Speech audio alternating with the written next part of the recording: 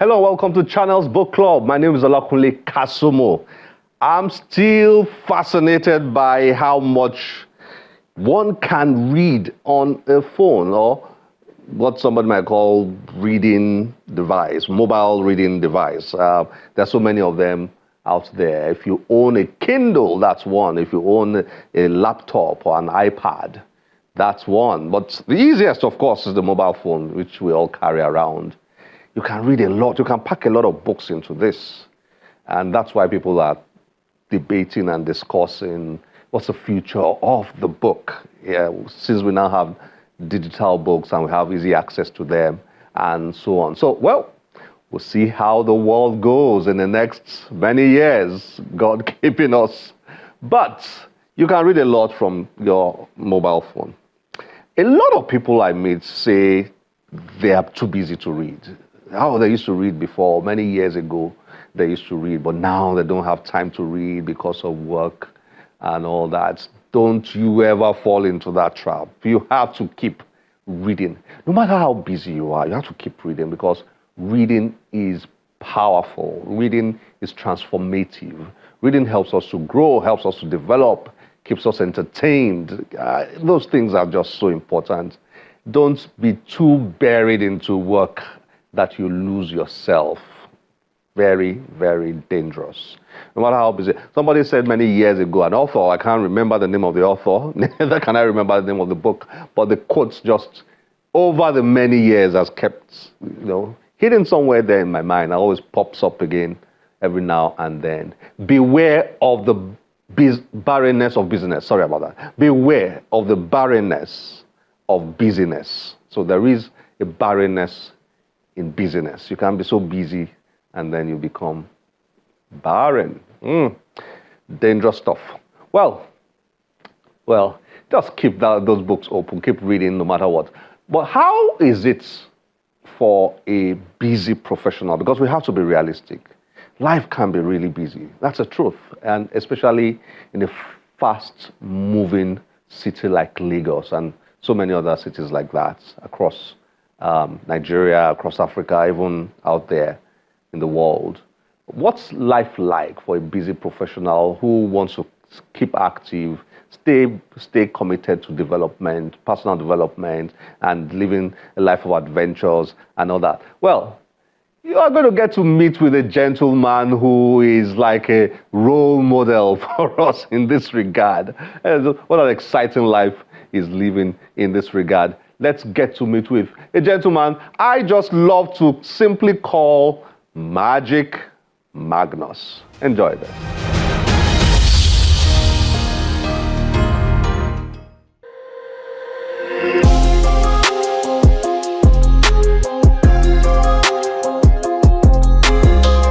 A chartered accountant with a busy professional life, crunching the numbers and balancing the books. Yet, Magnus Ekpiken is committed to ticking off his passion, adventure, and personal development boxes on the go.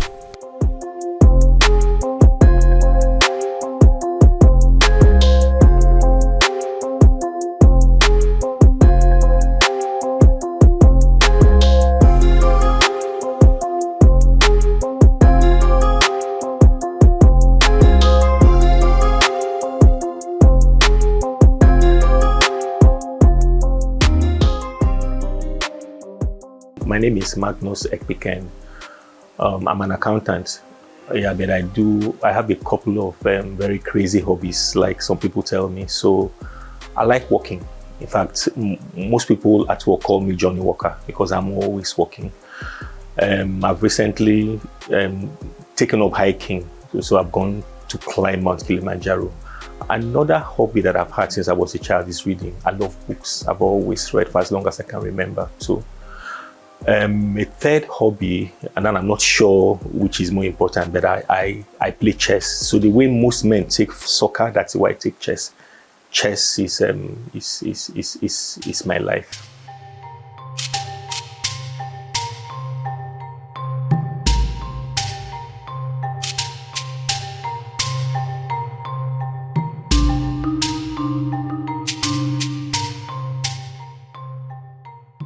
working hard to make a living, survive or succeed can be extremely challenging and difficult.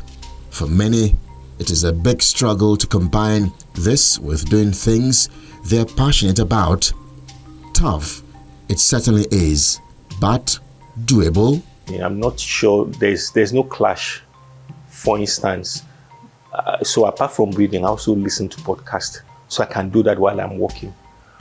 And then while I'm home, I can read or play chess. So there's no conflict, as it were. So all the three are closely knitted together. Magnus's love for walking once led him to scale the highest mountain in Africa, Mount Kilimanjaro.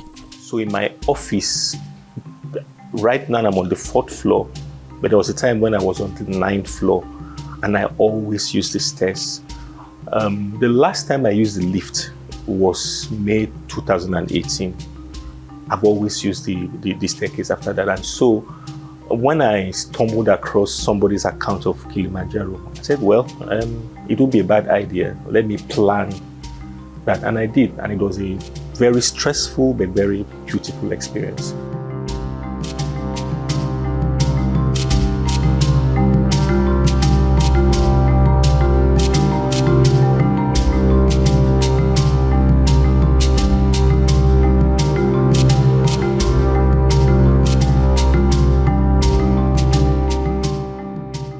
He shares his plan to embark on a walk from his home in Lekki all the way to Ibadan, the Oyo State capital.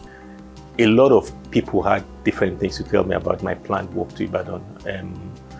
Some people tried to discourage me, and I understand why, because it's not really safe. Some people say there are lots of places along that route where, we could have kidnappers. And so what I decided to do was, first of all, let me even see how it would be like to walk part of the distance. And so I think about a month ago, I decided to walk from my house in Lekki, Lagos, to Ojota, because that's the route I plan to take while walking to Ibadan. So it took me about 8.5 hours from Ikate to Ojota. If I'm not mistaken, that's about 34 kilometers. I left my house about 5 a.m. and I got there about 1 in the afternoon. When I got back, I was pleasantly surprised because I expected it to be a lot tougher in terms of the roads are not very pedestrian friendly, but I was able to find my way around that. I also decided to do a test run. So what that means is to take a drive to Ibadan and try and see those areas that people had told me was risky. And when I got to Ibadan, or on the way to Ibadan, I understood what people told me. It's not very safe. There was about a 30-minute stretch that was, all you had were forests on both sides of the road. And so I'm not sure I'll still go just because of the security. If I can take care of the security bit, then it's something I really want to do.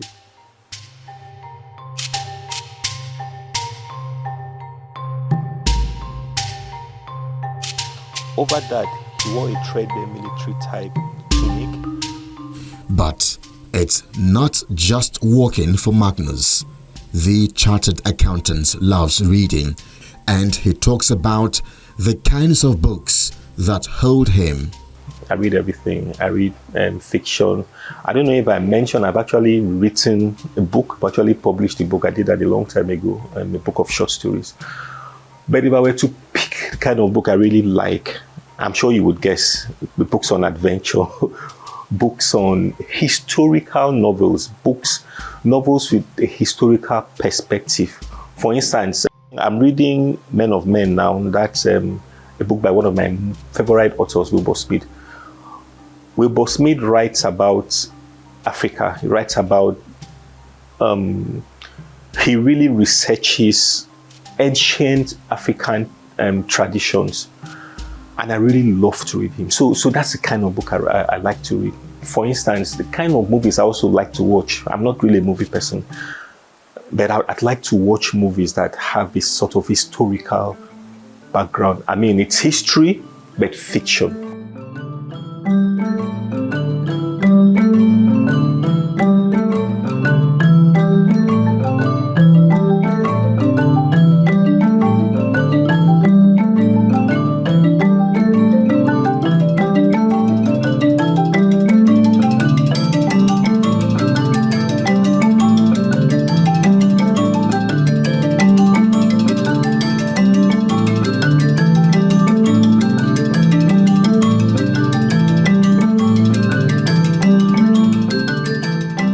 Favorite chess book is Simple Chess. Simple Chess is by Michael Steen.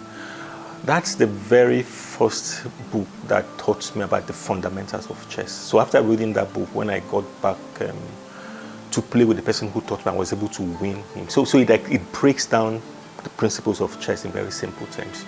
So for me, Simple Chess is number one. Unfortunately, I don't have it here. I think I lent it to somebody. But I've got a couple of other ones. I like books by Anatoly Karpov. I've got 2 here. I have Fischer's My 60 Memorable Games. I have all the 5 copies of my great predecessors by Kasparov. I've got books about Mikhail Tal. I mean, I've got quite a number of chess books.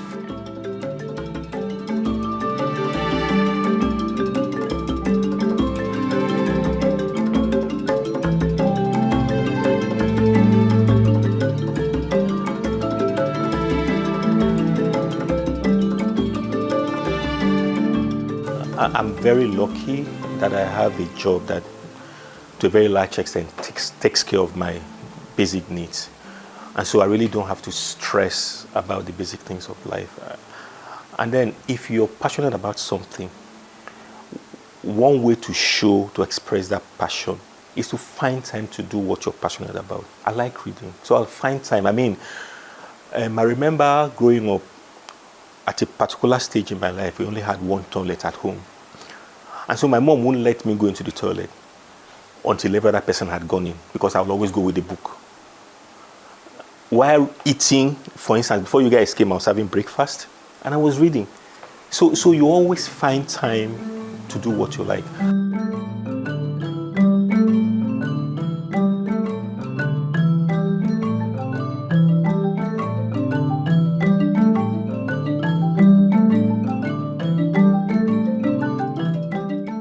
My favorite book. So I would assume that would be fiction. Right now, like I mentioned earlier, my favorite author is Wilbur Smith. I like what Wilbur Smith writes about. But I have to say that I don't know where it is now. There's a small book. It's called The Fan Club. It's by Ivan Wallace. I love that book. It's a beautiful book because it sort of breaks down human psychology, tells you that human beings are capable of anything. I mean, good or bad, depending on the circumstance. And I like the way Ivan Wallace depicted that in that book. So for me, Fan Club is one of my best books, one of my best reads ever.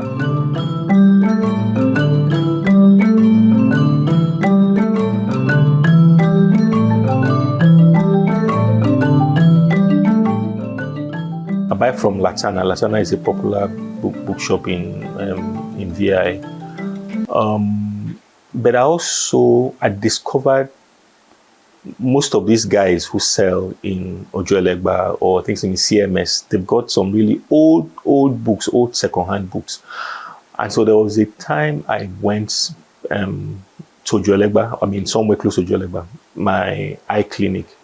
And then on my way back, I stumbled across, because I like Wilbur Smith novels, I stumbled across somebody who had a lot of Wilbur Smith books. So this was a long time ago, about over 10 years ago. I'm not sure exactly when. His name is Jude. He has a small bookshop in Ojuelegba. So from that day, I've used Jude a lot. So once he knows the kind of books I like, so once he sees any, once he gets any, he calls me and lets me know. So I buy a lot of books from Jude.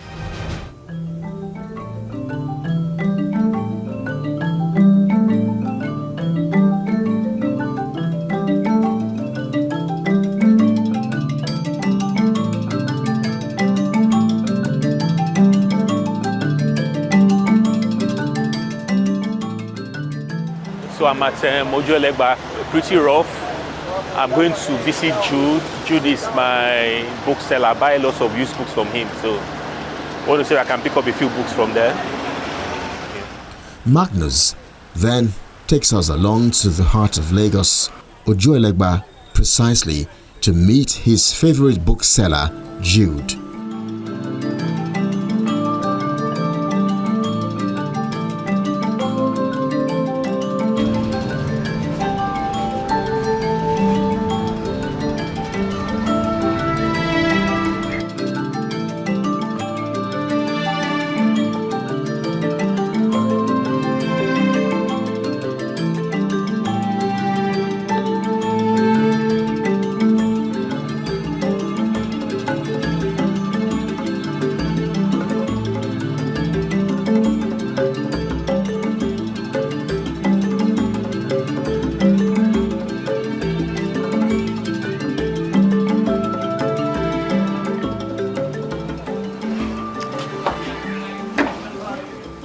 Okay, Jude.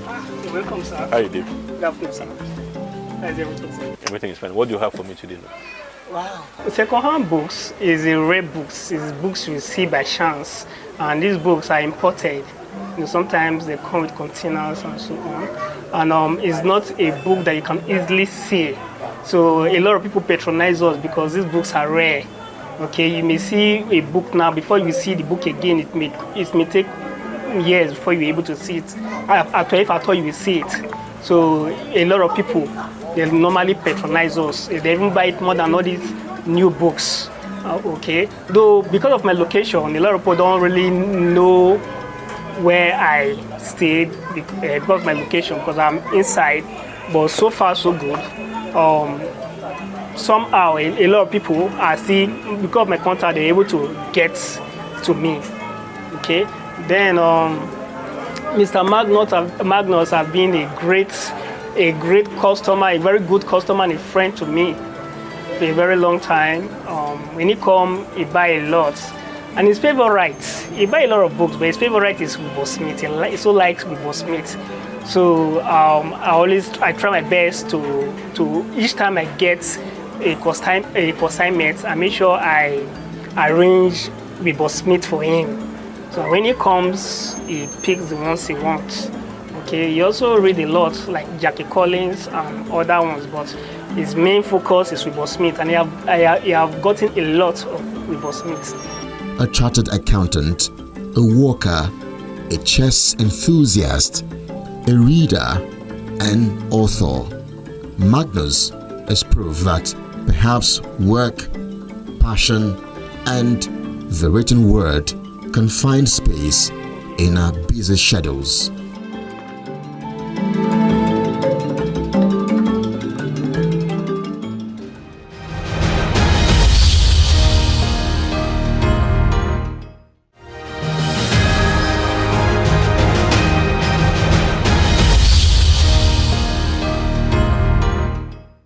A wise man once said, all men die, but not all men live. That's deep. That's deep. Make sure you live. Don't let that job or that work suck life out of you. Don't be so buried in meeting deadlines and hustling and making money that you're not living. Life is too short. I think that's the lesson from the life of our friend, Magic Magnus, I like to call him. Make sure you live. Just live life. Live life. We all have challenges in life, but just try your best and live life. And part of living life is reading. Well, up next, Dr. Dakuku Peterside has just launched some new books. Enjoy this.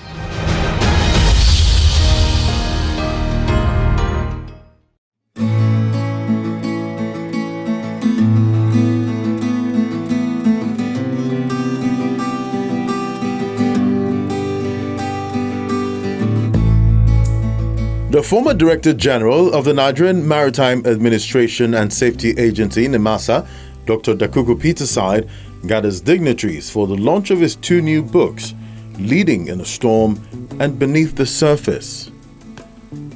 Leading in the Storm serves as a practical leadership guide for executives, policymakers, and entrepreneurs and community leaders navigating uncertainty, while Beneath the Surface presents thought-provoking essays on Nigeria's economy and development. We live in an era where party loyalty seems fluid, where politicians jettison one platform for another, and little ideological distinction. This raises, for me, a profound question. Have our politics become more about self-interest than party or national interest? Dr. Peterside books invites us to confront such questions honestly, and for that, he deserves our commendation. He does not simply diagnose the ailments of our nation, he prescribes the need for bold, visionary, accountable leadership grounded in values and convictions. Dakuku is in every sense an eternal optimist, perhaps one of the most optimistic people that I know, especially about Nigeria and her destiny. When others are content to sit on the sidelines, muttering, "See, don't look," or declaring that nothing ever changes, Dakuku refuses to accept that narrative. Instead, he keeps writing, he keeps analyzing, he keeps proposing ideas and solutions. So what should readers expect from the renowned columnist, public policy expert and politician? The book dedicated to Oliver Soba, Benema and Lede, and composed of 9 chapters. They were well curated, logically organized, and written with the best of easy to understand and assimilate English to help the readers enjoy living in the storm. Beneath the Surface is not a political diary. It is a mirror held up to our nation's soul. Across 70 thought-provoking essays, Dr. Peterside dissects the Nigerian condition, hunger, governance, leadership, democracy, corruption, resilience, and the quiet hope that still flickers in the heart of this nation. We are not just launching a book, we are unveiling a body of truth, crafted from reflection, experience, and love for country.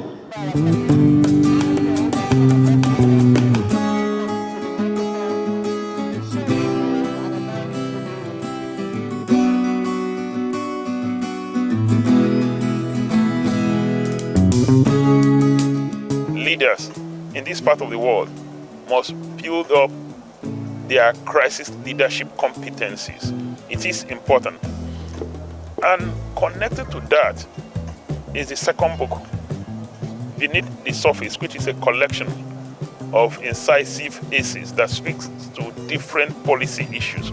For me, the ultimate objective of the book is to see a different kind of outcome with our leadership interventions in the country and in the continent of Africa.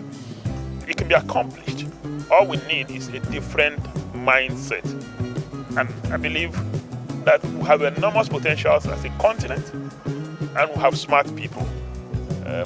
The challenge all along has been leadership to an extent. A different kind of leadership will produce a different kind of result. With these titles, Dr. Peterside expands his literary footprint, offering readers practical insight, fresh perspectives, and a renewed call to purposeful leadership and nation building.